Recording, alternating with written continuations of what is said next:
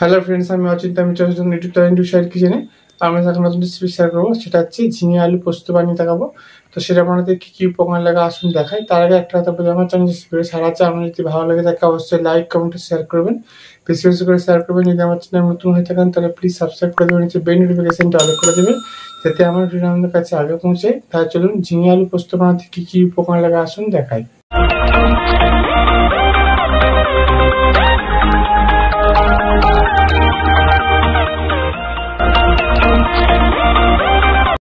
চলুন তাহলে নিরামিষ ঝিঙে আলু পোস্ত বানিয়ে দেখাবো। সেটা বানাতে কী কী উপকরণ লাগে আসুন দেখিয়ে দিই।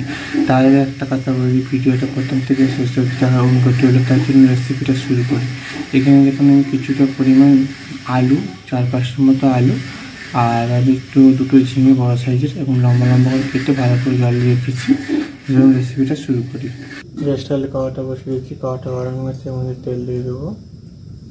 তেলটা গরম হয়েছে, এর মধ্যে দিয়ে দেবো টমেটো আর কাঁচা লঙ্কা ছিল হালকা করে নিয়ে নেবো।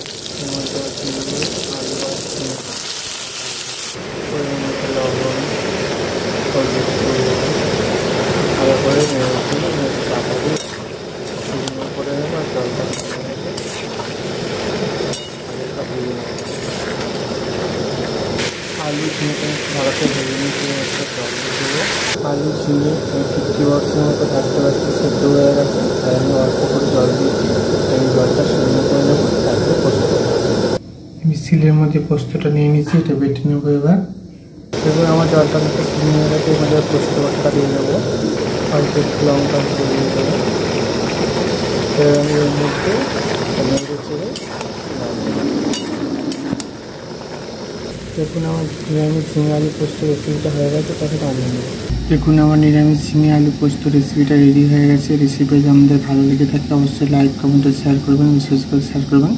আর প্লিজ সাবস্ক্রাইব করে আমাদের পাশে থাকবেন। চলুন তা দেখা আছে নেক্সট ভিডিওতে। এরকম নিত্য নতুন ভিডিও পাওয়ার জন্য আমাদের চ্যানেলটাকে অবশ্যই সাবস্ক্রাইব করে আমাদের পাশে থাকবেন। চলুন তা দেখা হচ্ছে নেক্সট ভিডিওতে।